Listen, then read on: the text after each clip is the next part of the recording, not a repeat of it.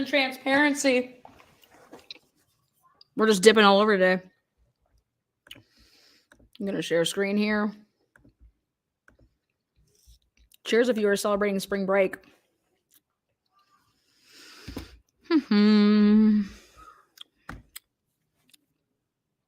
What is up, members, moderators, subscribers? We're going to be making some phone calls.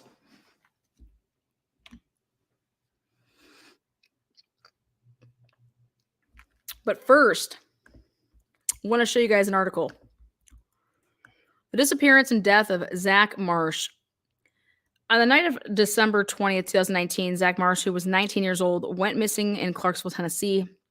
Nearly a month later, on January 26, 2020, a fisherman found his body in the Cumberland River.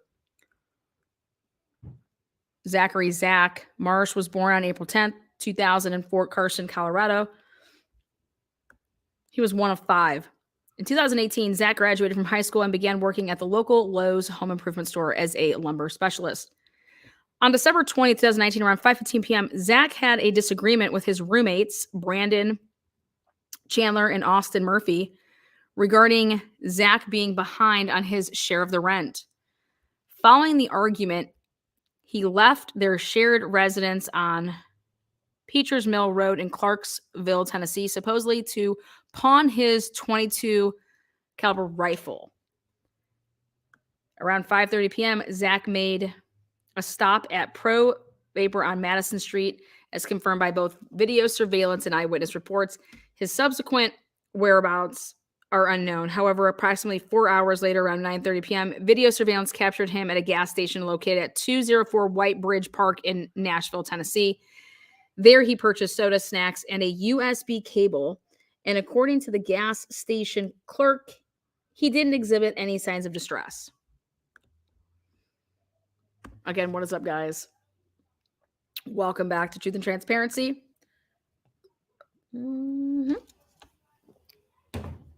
Stella for the win. I want to show you guys something else.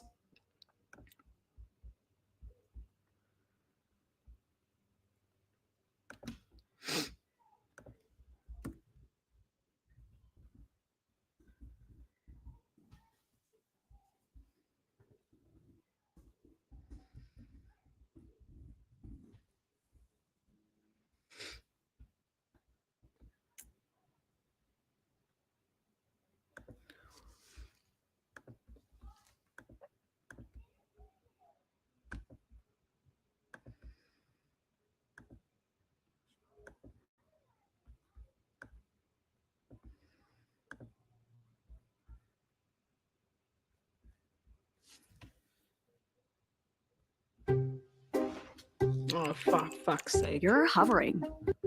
Wondering if you click buy or book, is your personal info going to be safe?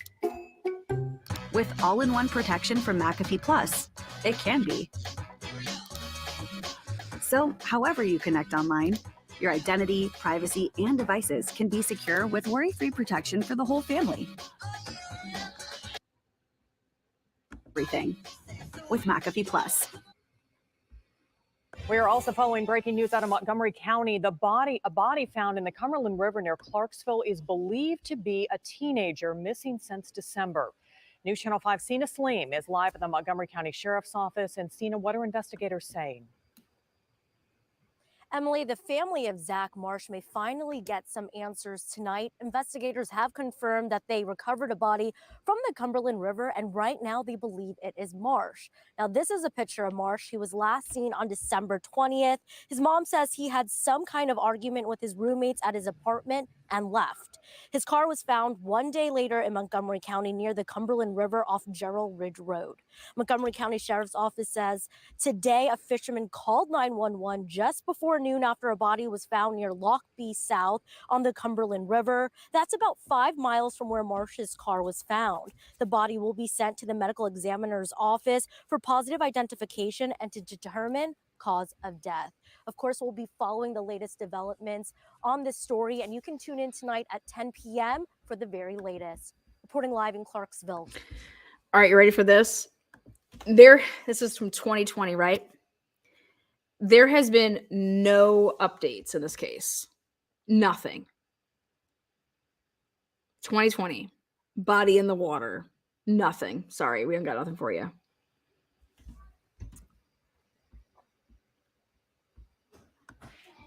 Crazy, huh?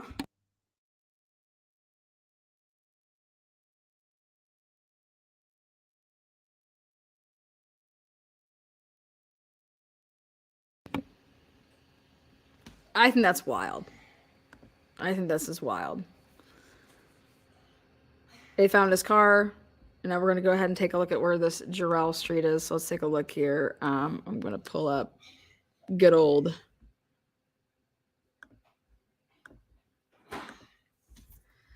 Google Earth. Yeah.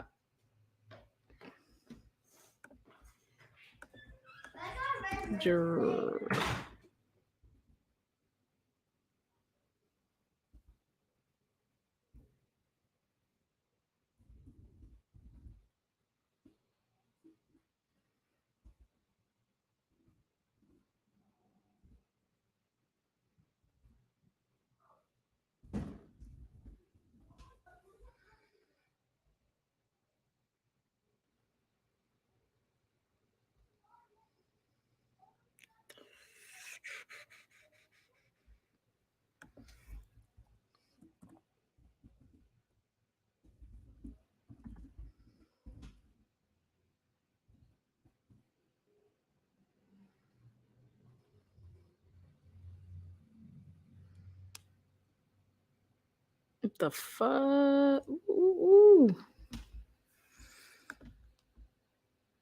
The heck is that?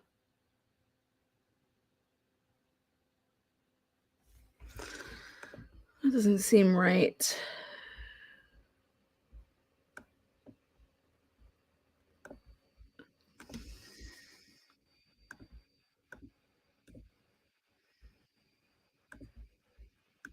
Was found.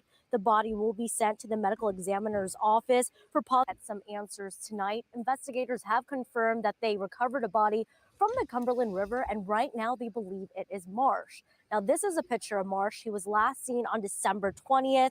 His mom says he had some kind of argument with his roommates at his apartment and left. His car was found one day later in Montgomery County near the Cumberland River off Gerald Ridge Road. Montgomery County Sheriff's Office. Gerald Ridge Road. Okay, hold on. That's why. Gerald. Oopsies.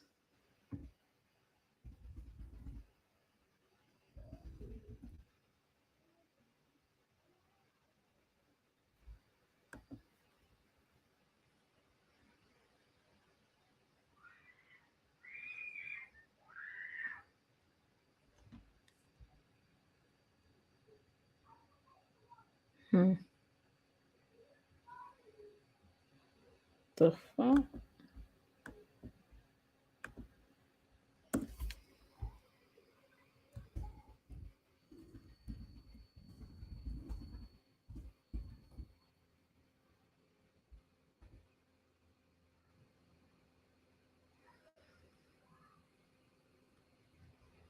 The fuck?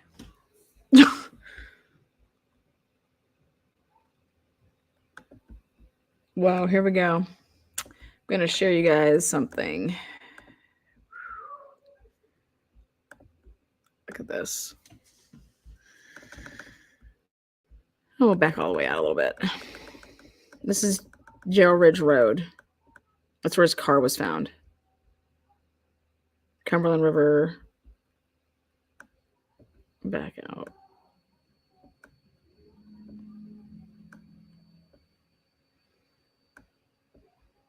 Nashville.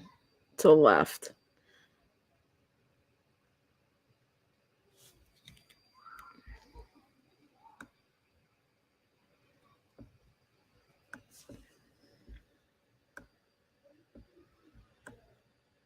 Jeez. Middle of nowhere.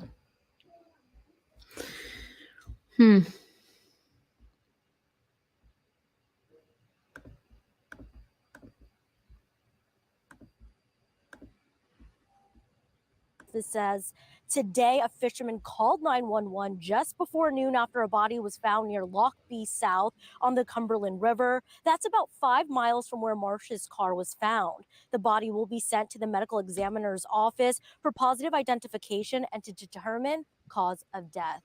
Of course, we'll be following the latest developments on this. Do you understand that nothing came of this? Like, this just went away.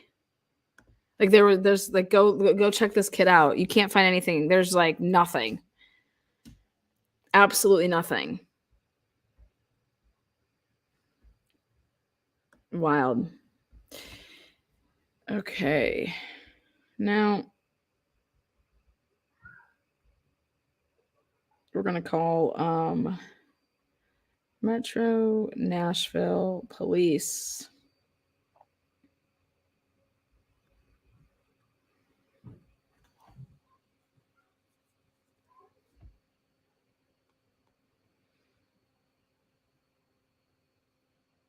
So the Metro Nashville Police closes at 4 p.m. and that's the one that's on Trinity Lane. So hold on one second. Let's go and take a look at this. Trinity Lane.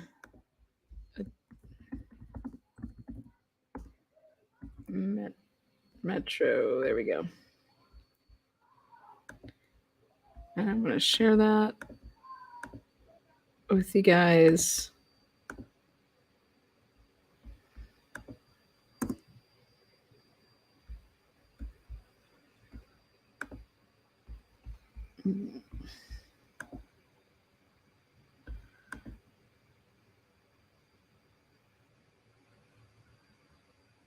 Okay.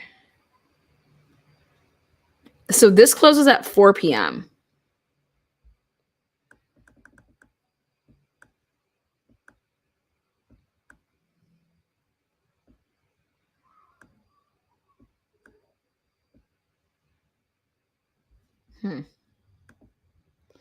Now, if you go to this location, which is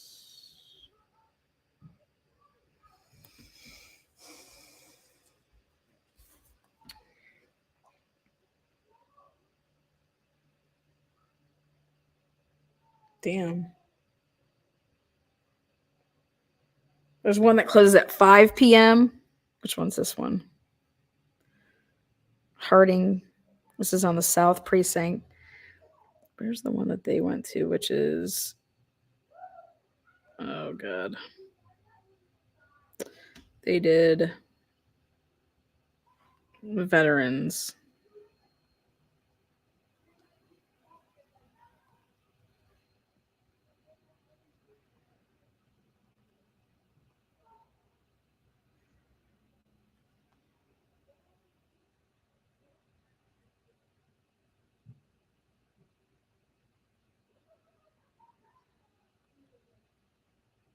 Sixth Street. What the fuck?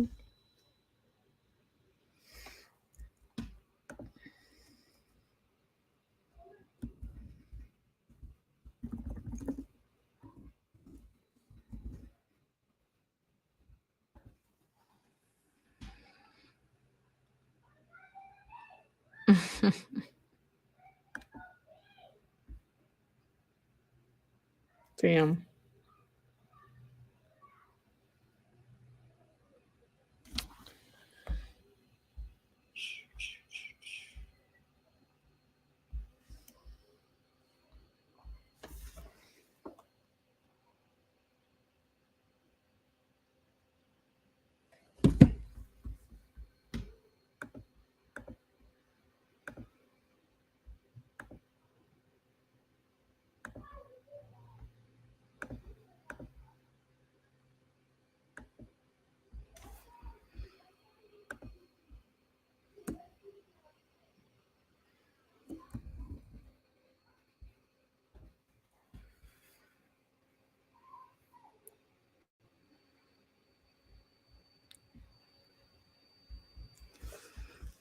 So be right across. All right. We'll call the sixth one.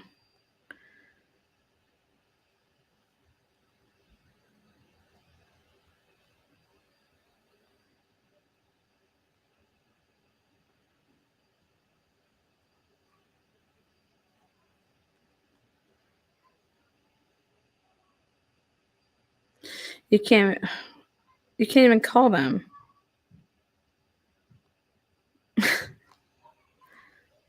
Nashville police downtown. Okay, this is at 601 Korean Veterans Boulevard. 601. Let's see where this is. Okay.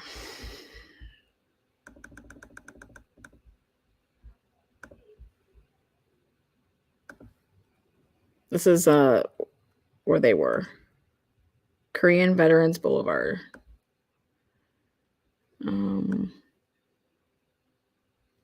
601.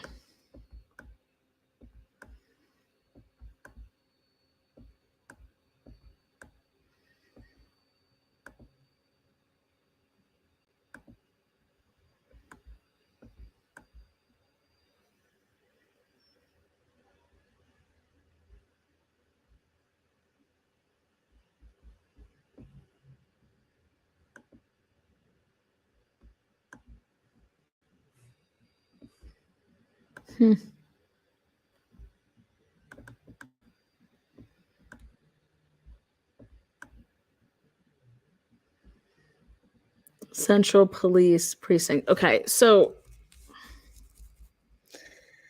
let me get this straight. They call the police and tell them that they're standing right outside here. Why can't they just go inside? It's not open.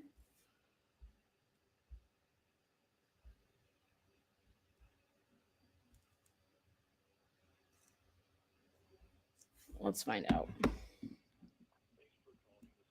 East Precinct of the Metropolitan Nashville Police Department.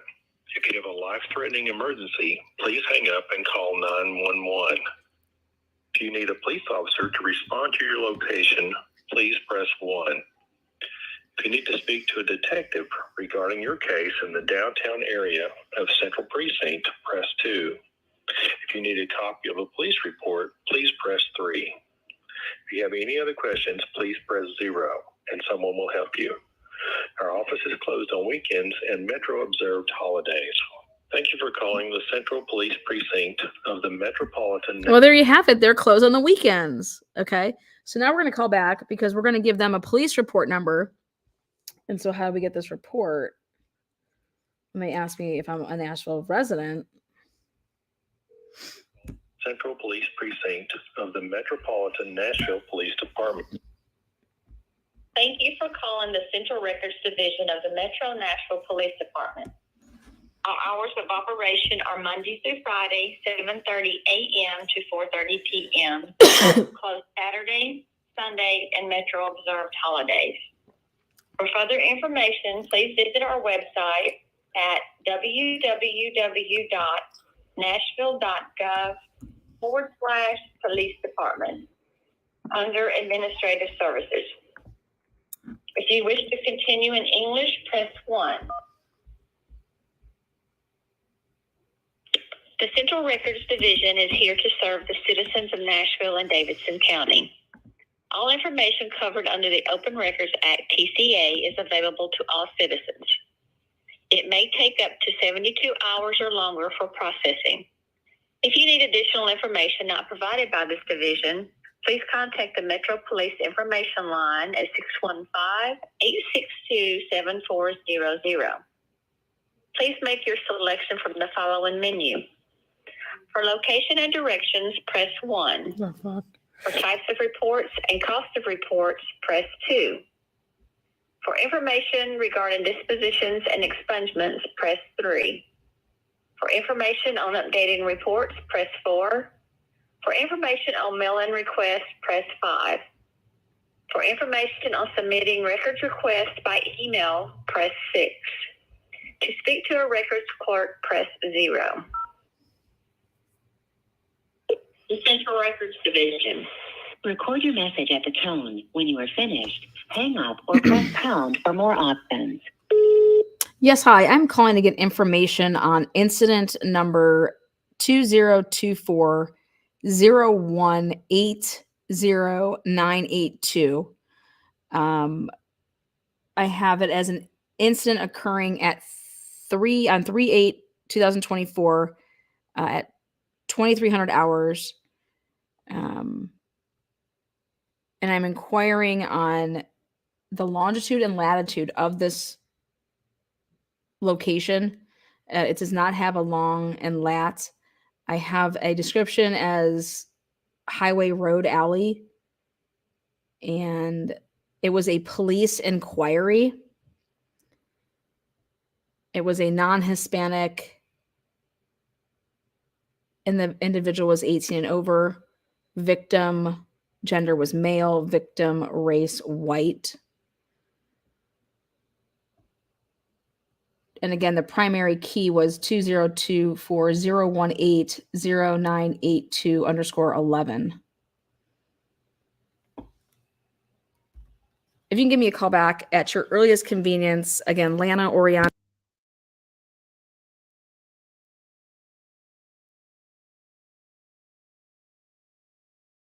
I'm missing information on this request. Thank you. Does anybody know what news outlet played the clip from Riley's encounter with the police?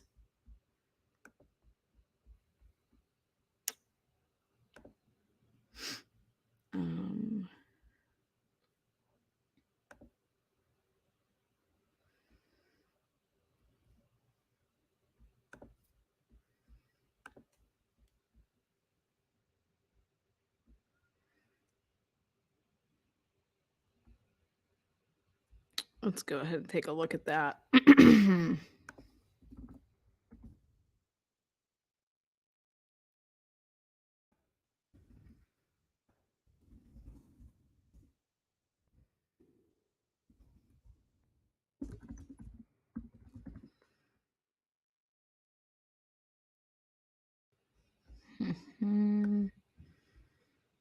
think it was Fox.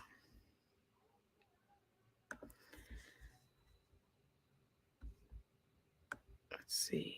Yeah, it was.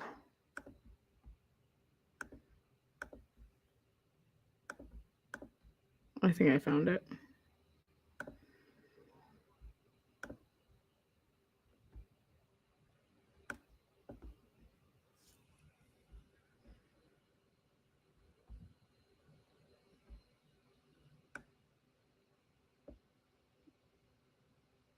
These ads.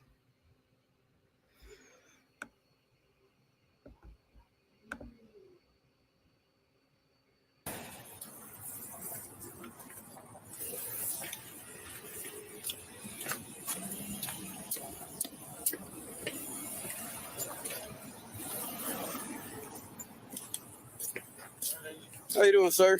I'm good. How are you? Good.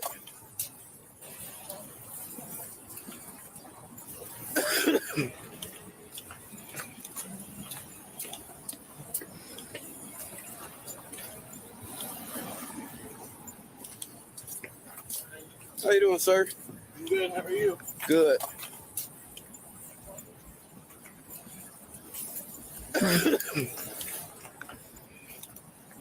It's over.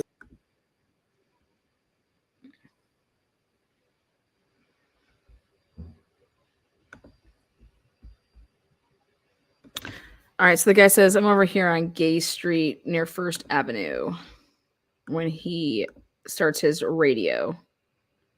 So this was that day.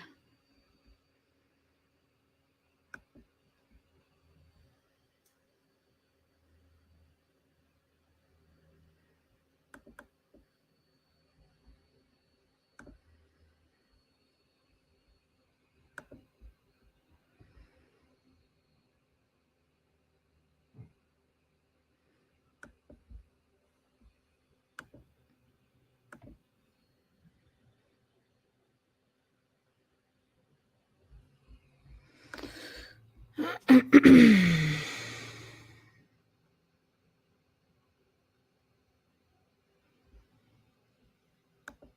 see something else here.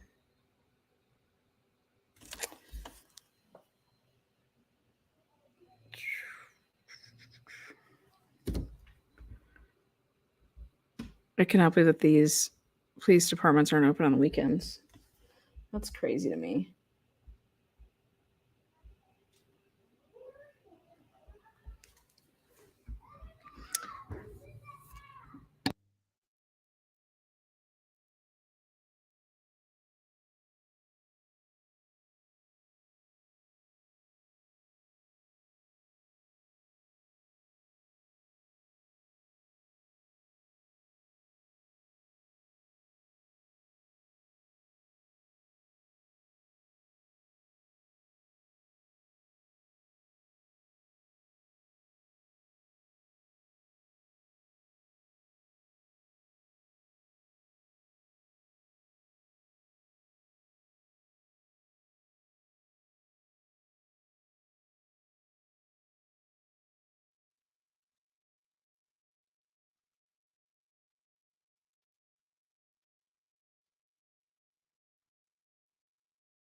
Saturday morning. NBC. The search continues for a 26-year-old man now missing for more than 3 days. Check this out. Jr. was last seen All right, check at a this bar out. in the Short North This is Friday from night Columbus. or into Saturday morning. NBC4's Olivia Fecto is live in the Short North with how businesses on High Street are pitching in to try to help find him. Olivia? That's not what I wanted. A sobering anniversary for the family of a 26-year-old man last seen alive in a Short North bar. Thank you for joining us tonight at 11. I'm Colleen Marshall. I'm Mark Taylor. Tomorrow marks 3 years since dive teams pulled Joey LaBute's body from the Scioto River. How he died and if anyone played a part still remains a mystery. NBC4's Tyler Beckham spoke with LaBute's family tonight. He's live with their new push for answers. Tyler? Mark, for 24 days, Joey LaBute's case was considered a missing persons investigation. Then 3 years ago tomorrow, when his body was pulled from the Scioto River here, it was considered a death investigation. Now LaBute's family wants his case considered a homicide investigation handled by state BCI detectives. What have the last 3 years been? They're rough. Julie Holly remembers March 29th, 2016, like it's today on repeat. The day, yeah, I remember it well because we were all together here and they came and it was surreal. For her and the rest of the family of Joey LaBute, whose body was pulled out of the Scioto River that day after he was last seen inside Union Cafe in the Short North March 5th, life continues. You know, you got to move on and live your life just like he would have wanted. But still, I feel just a hole in my heart that I should be able to have answers. But in some respects, now here we are 3 years later and we still sit here with the same questions. nothing's changed. Yeah, it's hard. Worse, she says, as each year passes, final conversations fade and unanswered questions fill with unimaginable unknowns. I miss him.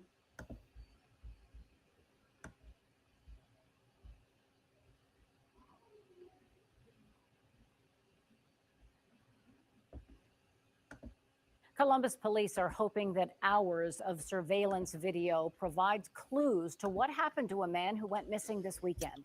Joey LaBute Jr. was last seen at the Union Cafe on High Street in the Short North. NBC4's Olivia Fecto is live at Columbus Police Headquarters tonight with the latest on this investigation and how LaBute's family is handling all of this. Olivia?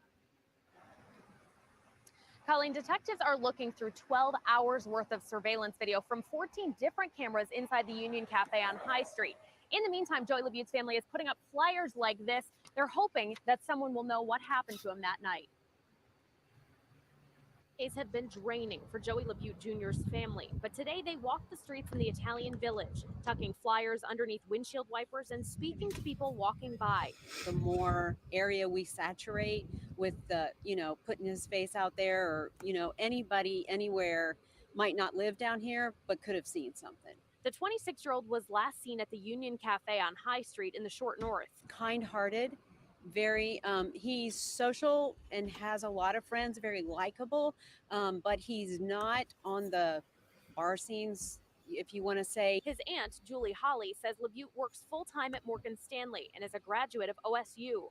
4 days after his disappearance, she and other family members are beyond worried. I'll be honest, there's all kinds of emotion.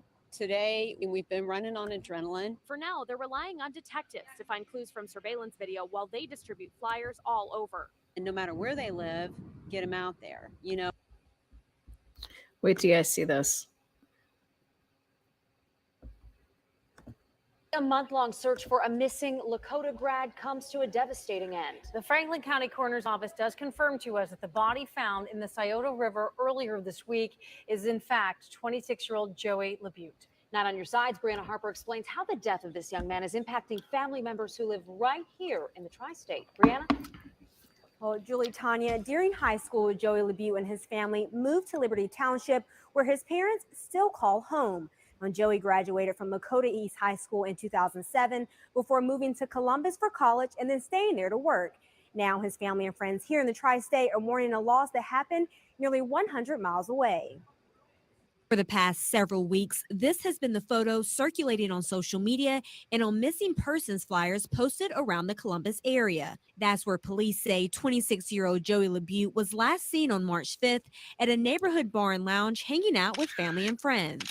Waited around 10 minutes or so and just never saw him again. So I started texting him, asking where he was at, and just never heard from him. Fast forward just 25 days later, here along the Scioto River is where... Okay, so check this out. Joey LaBute literally says he's going to go grab a drink at the bar, never returns back. They checked 12 hours worth of camera footage in this case.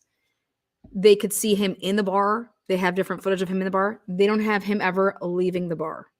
Then they get a phone call and a text from him saying that he's driving. His car, though, would be found by police the next day in the same spot that he was parked in when he went to meet his friends out that night. His body was found in the water, just like the river where Riley is, or Riley was found. Columbus has a Scioto, same type of situation. His lungs, no water in his lungs. Same thing. No signs of anything, like, except for the coroner said that he was dead before he went into the water. So he was placed into the water, right? Then they did a whole bunch of shows on linking him to smiley face killers. But what's interesting to me is him making a phone call and a text message that was like, kind of like Riley's, where you kind of couldn't make it out. It was the same thing. Joey LaBute made a text message, couldn't make it out. And then, but he was on the phone when his one cousin called. He said, that he was driving. And so it was what they thought was to bide time, because literally he said, I'll be right back. I'm going to get a drink at the bar. And literally does not come back to the seats. Then, time had gone by and they're like, okay, we have to go. Like, we're leaving, trying to get a hold of Joey. Nothing's, happening. Then finally, like, that call and text weird thing happened. And his body, kind of like Riley's, would resurface. I think it was like something like 26 days later in the water. But Union been there many a times. They have 15 cameras. One of my friends was the bartender there. They're like, Lana, we have him in the place. We have him dancing. We have him going to the bathroom. We literally don't have him leaving. Like, we couldn't find him leaving. And I'm like, what? Yeah. Anyways,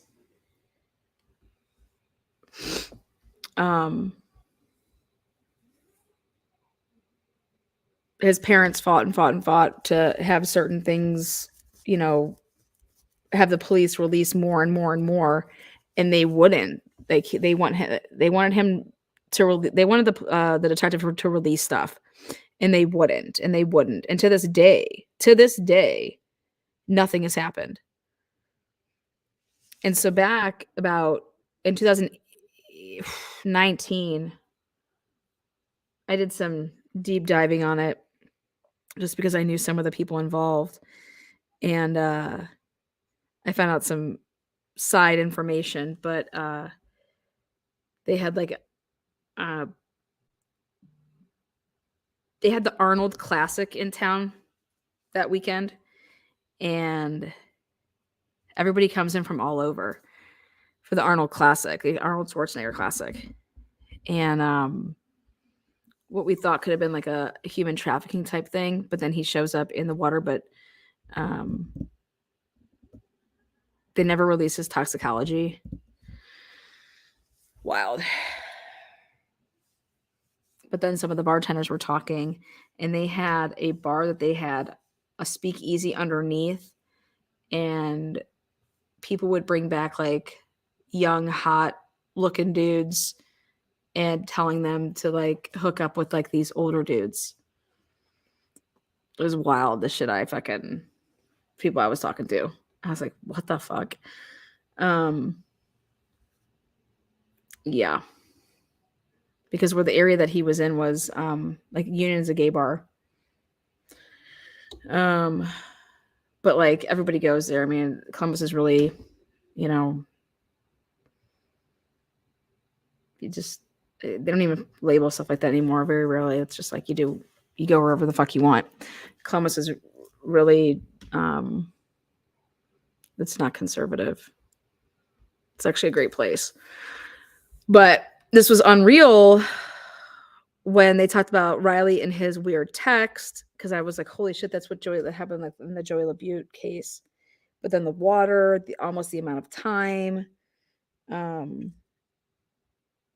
But Joey had his own car, but here it's like they felt that somebody like put in something in his drink. And then I don't know if like you leave and you plan like someone's about to go get sick, but they also have like these apps, like he was on all these dating apps, his poor family. And then his dad died in some ridiculous, a tree fell on him. Like, it's just wild. I felt so bad for the family. Anyways, I was just comparing some stuff because Scott Roeder wanted me to look into the smiley face killers when I had mentioned Riley's situation, that he fits that profile if it's true.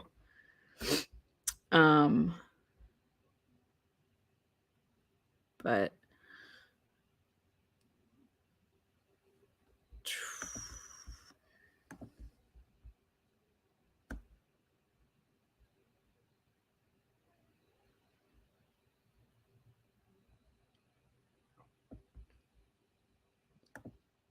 It's been nearly a week now since Joey LaBute Jr. was last seen at a bar in the Short North. Today, his friends and family are speaking to NBC4 about their fears. The 26-year-old was out with cousins and friends at the Union Cafe last Friday. And that's where Olivia Fecto joins us live tonight. Olivia, his family must be terrified. Yeah, Allie, we and they are still waiting for Columbus police to release the surveillance video from here at the Union Cafe from last Friday night. And his family tells me they are hoping to see that video soon. Right now, though, every day that passes is amplifying their fears that something may have happened.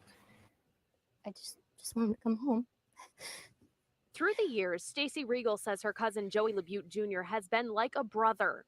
We would argue, we would have fun, we would laugh, we would play video games. Like we've just always been really close. The last time she saw her cousin was Friday, the night this photo was taken.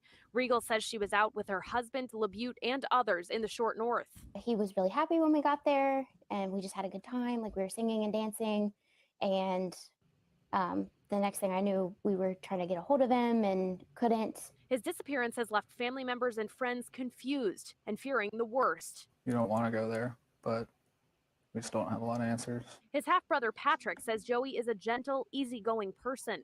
Yeah, he would never go out of his way to do anything to anyone. So just thinking about him out there and that someone would want to do that to him, if that is, that's where our minds are going. From family members to longtime friends like Justin Mertz, the emotions That's guy I are know. intense. It's scary. super scary. A surreal situation. It's crazy. You don't think that something like this is ever going to happen to you. One they hope will be over soon. Just want to see him again. Just be strong. Relatives and friends have been putting up flyers just like this one all over the short north and across the city. They've also started an online fundraising page. At this point, they've gotten more than $12,000 in donations. They tell me they are looking into hiring up. Yep, they nothing. I just don't want it. Just very eerie.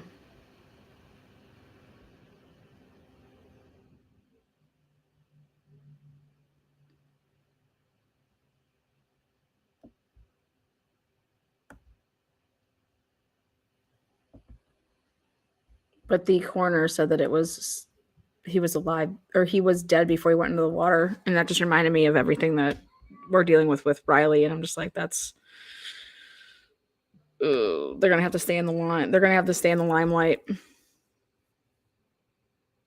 It's so sad. But Scott has a bunch of things that he worked on with the smiley face killers, and he is going to show it to us. So I think it's something to look at. But I think it's really important for his parents, for Riley's parents, to stay active and asking questions.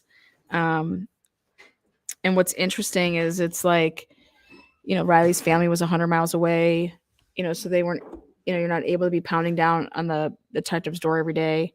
Now you got Riley's family again. They're not in Nashville. So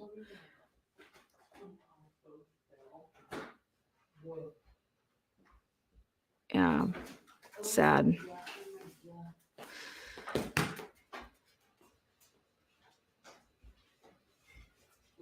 But again, I want to play one last time that the 911 call, and someone needs to start asking some questions. If anybody took screenshots of those kids' Snapchats that morning, because I even deep dived a little bit further into Snapchat with that, and that's going to give you an exact location. This is not 1999. This is not 2005.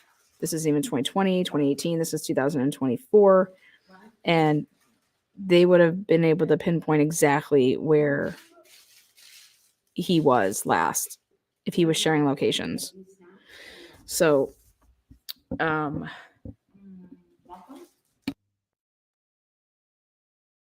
email is the Mind Challenge altogether at gmail.com. Again, we're talking about a 13 to 14 car radius of where this happened. If that sighting with the black shirt is not Riley on the Birch video. Again, I'm curious to know when the family says that they had another sighting of him at 9:55. I'm curious to know why mainstream media, would not, somebody went and got that whole video from the body cam if you did the request. Now, if you're telling me that they redacted the rest of it, you can appeal that. Okay. So I don't understand how that whole video of the body cam has not surfaced, and why mainstream media just go put it out there on a YouTube channel and play the whole thing and have the timestamps from the beginning to the end. And putting together a timeline, that's crucial. I don't understand that. Also, I don't understand why the TikTokers would get off of the camera when they would be finding the, when they're searching and they find like the card. It doesn't make sense to me either. So again, no pants, no underwear, no boots. Come on. No friends searching for him. Where were any of his friends interviewed by any of these online, TikTokers or YouTubers that were down there?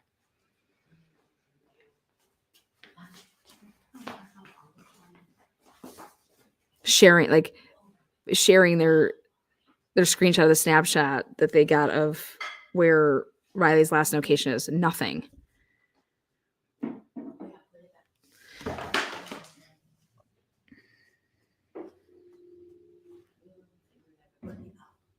So at Dawn, Josh, mother can talk Lana or something.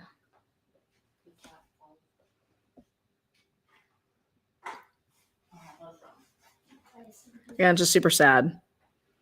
But unless they put pressure, unless the family puts pressure, they need to go on News Nation all the time. They need to go talk to Ashley Banfield. They need to go talk to Brian Etten. They need to put pressure on Nashville. Otherwise, I'm telling you, nothing will come about this. I was doing research. Myself and Bella were doing research last night. Nothing will come from this. Okay. We were looking up bodies that are in the water.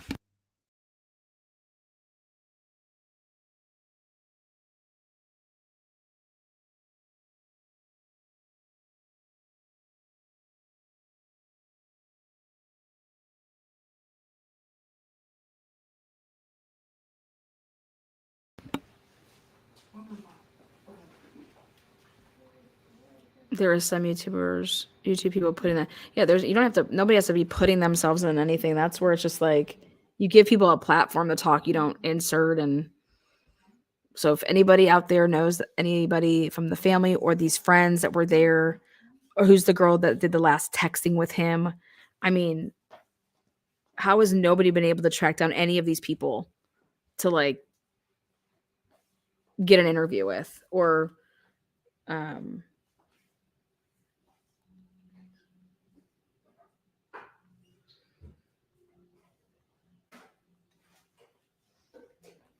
Shabby, are you ready?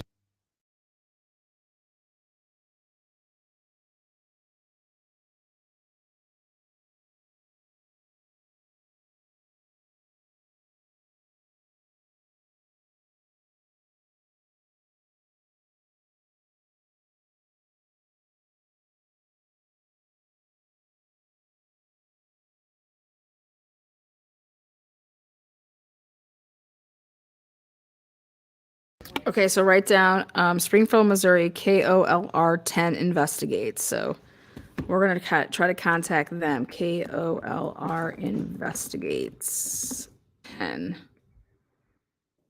They're out of Springfield, Missouri.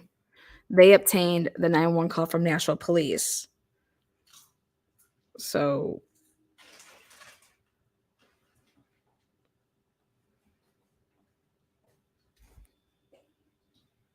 winter can be a tough time for treating acne while keeping your skin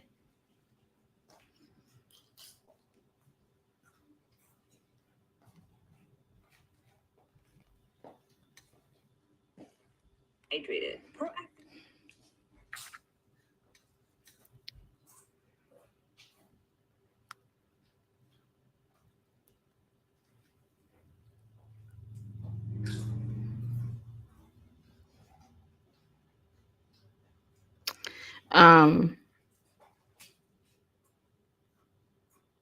the other thing I thought was interesting is that here, I'm just going to play it. 9/2024, 13:46 and 24 seconds. 911, what is the address for your emergency? Hi, I don't have an address. I'm trying to file a missing persons report, and the Central Police is closed, and the sheriff's office said that we couldn't do it there. Okay, so where exactly are you now? We're in front of the Central Police precinct. How do you say that? Precinct. The Central Police Precinct on. Okay, there's 601 Korean Veterans Boulevard. And that's full line across from the Music City Center. Yeah. Okay. And is that where you're able to wait for a police officer to come and speak to you? Yeah, we can wait for an officer here. Okay, what's the phone number you're calling from? Oh, my phone? Yes, in case we needed to reach you back, what is the best number to reach you at? And what is your name, sir? Braden, Brayden. And your last name? B-A-L-T-Z. Okay. And who is it that you're wanting to report as missing? We're here on a fraternity formal trip. It's one of my good buddies. Okay. What is his name? His name is Riley Strain. Riley, R-I-L-E-Y, Strain, S-T-R-A-I-N. Okay. Is he white, black, Hispanic, Asian? He's white. 22-year-old, 6'5", blonde. Okay. And what was he last seen wearing? Outside of Luke Bryan's bar last night at like 10. And then the last time his location on his phone was by the sheriff's office at like 11 p.m. Okay, and what color clothing was he last seen wearing? He's wearing jeans, boots, and a half black shirt, half brown, light brown. Okay, and you said it last showed outside the sheriff's department? Like around that area by the river, by the sheriff's department over there.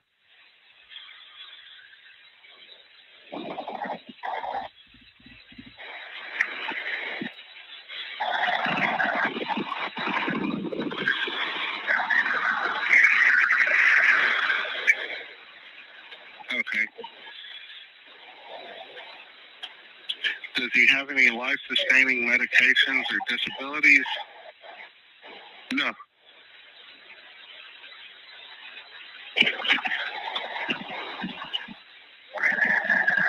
And you said he has a phone, so it's a cell phone, right? Yeah, it's an iPhone 15 Pro Max. What is the number? But it's hold on. Give me 1 second. I got you. All right, you ready? Yes, go ahead. Okay. You said the last four were 4198. Yes. Okay. And are you going to be waiting there at the door of the precinct, or are you going to be waiting in your car? I mean, yeah, we're at the front door of the precinct. Okay. I've got the call center at the Central Precinct, 601 Korean Veterans Boulevard in downtown, right across the Music City Center. We'll get an officer out to you as soon as we can. Please call us back if something changes before they arrive. Okay, so I have a question. It says, did you guys hear this? No. What time did they make that 911 call at? Why is it being reported from this, let's see, KOLR? Why are they saying that the 911 call from Bolts there, Braden Bolts, he makes at 1:46 a.m.? Has anybody ever heard of this before? So they just have AM and PM mixed up, right?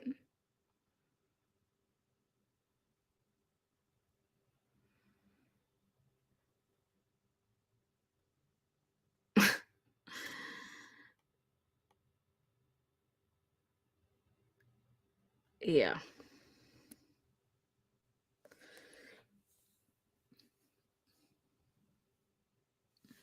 So I want to know what officer they sent, seeing that the central precinct right here was closed.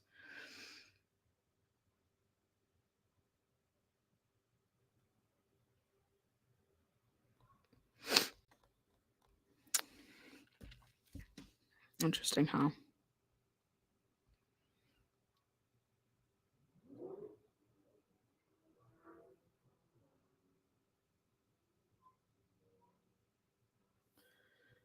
So, well,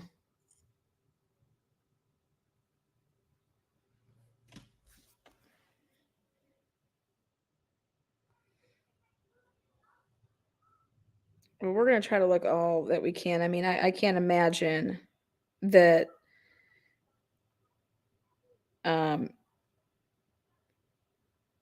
no one is coming forward to show a screenshot of that Snapchat location.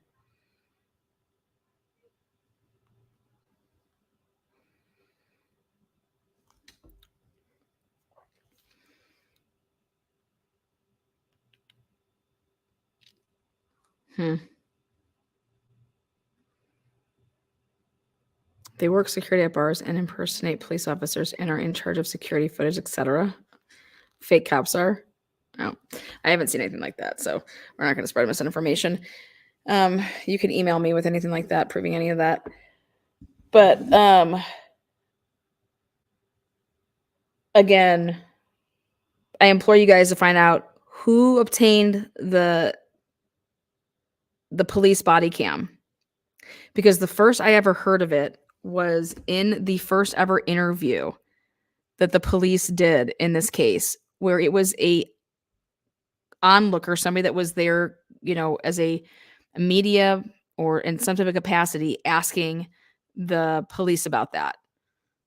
So it would be, Riley Strain's first police press conference where that got brought up.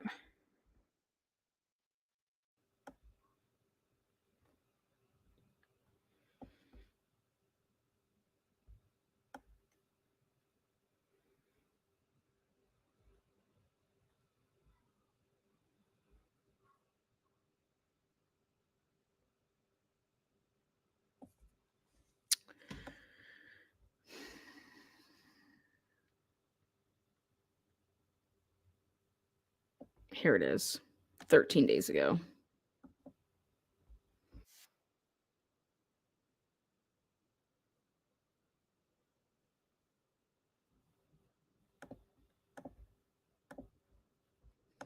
All right. Thank you. Sure.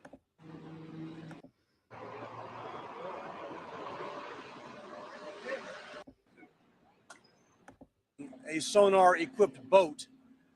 Thus far, we've found no sign of our missing person. Sergeant Bob Nielsen is a supervisor for our homicide cold case unit. That unit is responsible for investigating missing persons, and Sergeant Nielsen's going to go over with you now where the investigation stands at this point. Sergeant Nielsen. As Don has already mentioned, we've been out here with our urban search and rescue people today. We've also utilized my cold case detectives on foot, traveling through the area. We've also used aviation, as well as our police boat, which, as he mentioned, has sonar. In the past couple of days, we've also involved the Office of Emergency Management. They have a boat with sonar, and they also have a drone. We've had their drone operator come out here. And we've also been utilizing our downtown partnership people and just trying to make any contacts of some of the citizens walking through here, including people that live in nearby homeless camps, and have been re-canvassing for video and reaching out to some of the bars and businesses down here, which I'd like to point out that they've all been extremely cooperative with us. And I'm open to any questions you have. The phone, when it went down, is there any tracing of the phone? So the last thing we had on the phone information was all of the pings that they did were based on exigency, so we were able to get that. Apple has been very helpful with us. We're still waiting on some phone record information. We're still waiting on that data. However, the last ping that they had was off a cell tower near Top Golf, which is on the other side of the river. However, the radius is about 2 miles, so it doesn't give us a direction to travel or more detailed information. We just know that that's the tower that it hit off of. We're still waiting on the phone records. We don't have the information quite back on the Apple Watch. I didn't know this. I'm not an Apple person, but apparently it has its own separate phone number.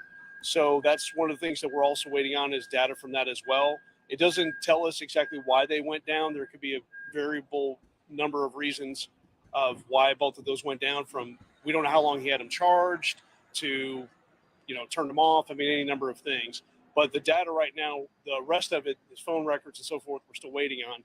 We know that the last ping off that tower was between 9:55 p.m. and 10 p.m. And I believe the last phone conversation or attempted conversation by one of his friends was also during that same time. That was the last time anybody had any kind of interaction with him on the phone. We'll talk about our cameras, Bob, what we know from the cameras. Thank you. With the camera footage that we have right now, the last known footage we have of Mr. Strain was.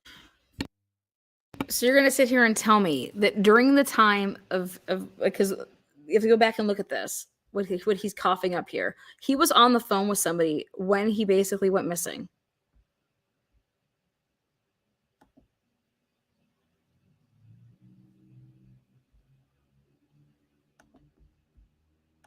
Was coming in this direction, which would be towards us in a northerly direction.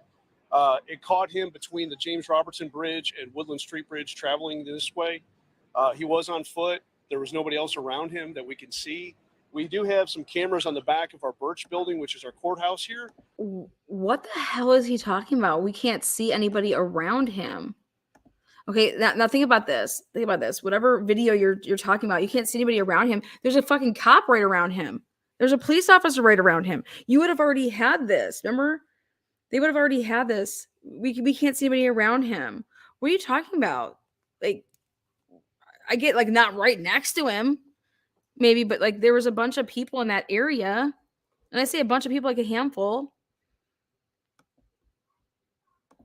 However, it doesn't catch him crossing the path of that, and they would have caught anybody on either side of the Gay Street connector.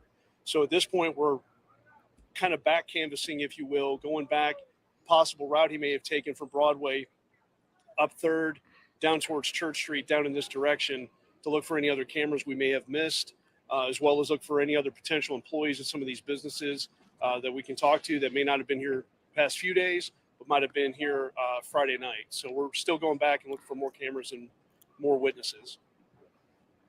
The homicide unit, so there's really no way to tell whether the end of this story will be an accident or a criminal situation right now. You can't tell that, right? No, there's absolutely no indication whatsoever there's any kind of foul play or other crime involved. This is strictly a missing person investigation at this point. Obviously, those things can always change. We just don't know. But right now, all of our resources are dedicated towards finding him. We're not conducting a criminal investigation of any type. So we're utilizing all of our detectives and our other resources, as we mentioned, in just looking for him. Because like I said, there's no indication he was in a fight or argument with anybody on the street, as far as we know right now, or anybody in any establishment he may have visited. So we're just solely looking at this as a missing person case. He got kicked out of a place for something. What do you mean? Trace Ubers, Lyfts, those kinds of things, taxis. So we don't believe, based on the information we have so far from financial institution, that he utilized any kind of ride share. However, I know that I believe the family or someone has reached out asking if they may have caught him on video, because as we all know, a lot of your rideshare partners will have dash cams. And so people have reached out to them. Hey, if you see anything, can you send it to us, send it to the police department?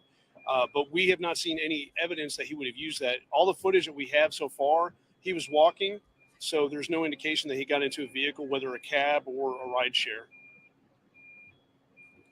And then, of course, until we get his phone records back, we can't see if he utilized any one of those types of applications as well. There was a body cam of an officer dealing with another situation that officer came across Riley at one point. Do you have an update on that? I don't. There was no real interaction between the two because that officer was dealing with that other situation. So he knows of it, though. Like, wait, back it up. Do you see who the fuck asked that question? I want to know who asked that question. How did anybody figure that out?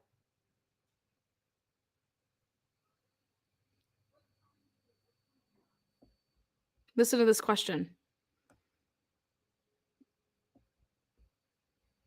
Look at his reaction. He wants to move way away from that. That officer came across Riley at one point. Do you have an update on that? I don't. There was no real interaction between the two because that officer was dealing with that other situation.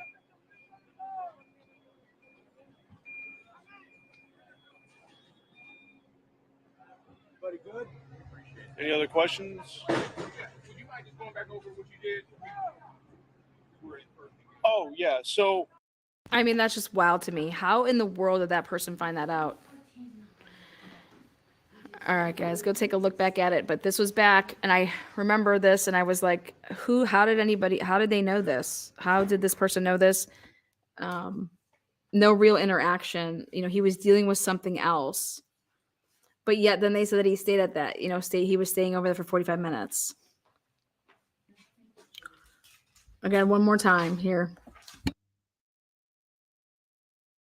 I was just telling them that based.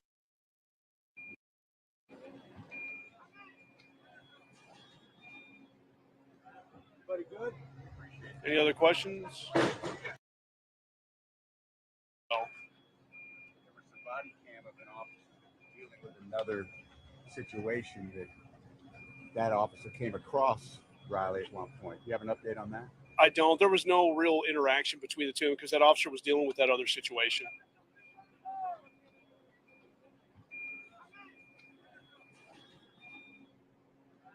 Everybody good? Any other questions? Would you mind just going back over what you did? Oh, yeah. So I was just telling them that basically. Anyways, I'm curious to know who that person was that asked that question, how they even knew about that.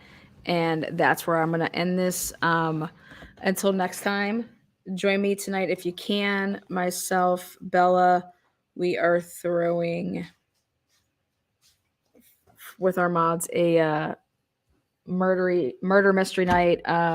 It's one of the unsolved case files, and it's on a 2-hour timer that you guys with us, we'll see if we can do it in 2 hours to solve the case. So please, if you have not made yourself known, yes, make yourself known.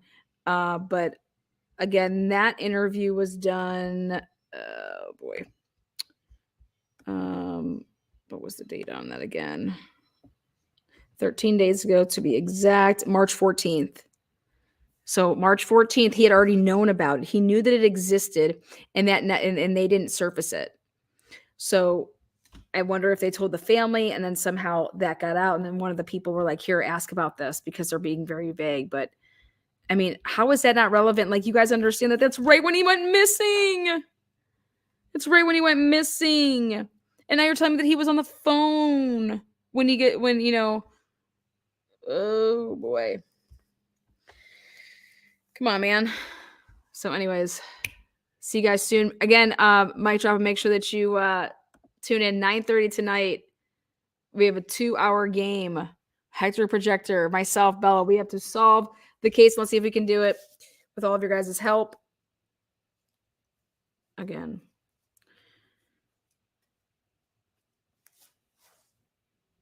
And don't worry, we'll be talking about Brian Koberger. Got lots to say about that still. Bill Thompson. What a mess. All right, guys. See you soon.